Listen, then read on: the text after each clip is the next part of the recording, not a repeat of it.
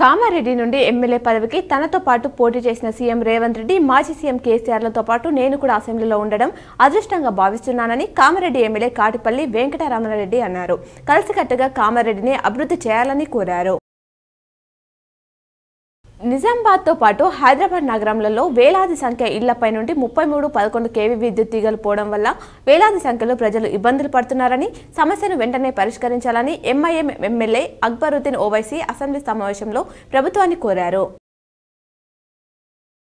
Assembly సమావేశంలో జిల్లాకు చెందిన ఎమ్మెల్యేలు ధన్పల్ సూర్యనారాయణ, భూపత్ రెడ్డి, రాకేష్ రెడ్డి, సుదర్శన్ రెడ్డి, ప్రశాంత్ రెడ్డిలు పాల్గొన్నారు. భీమ్గల్ శ్రీ విద్యానికేతన్ ఆధ్వర్యంలో చిన్నారులు బోనాల పండుగను నిర్వహించారు. చిన్నారులు వేసిన పోతరాజుల వేషధారణ ఎంతగానో ఆకట్టుకున్నాయి.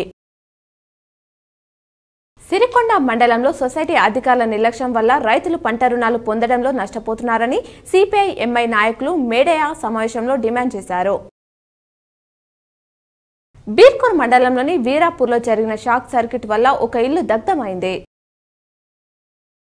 ఆశా వర్కర్ల సమావేశం జిల్లా సిఐటియు కార్యాలయంలో ప్రధాన కార్యదర్శి నూర్జహాన్ ఆధ్వర్యంలో జరిగింది. భీమ్గల్ మండలంలో ఇసుక మాఫియా దాడి ఘటనలో నిందితులను పోలీసులు వెంటనే అరెస్ట్ చేయాలని బీఆర్ఎస్ ఆధ్వర్యంలో ధర్నా చేశారు.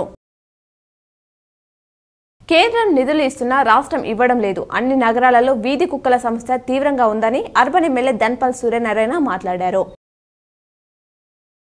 Indalwai society chairman Govardhan Reddy media సమావేశం ఏర్పాటు చేశారు.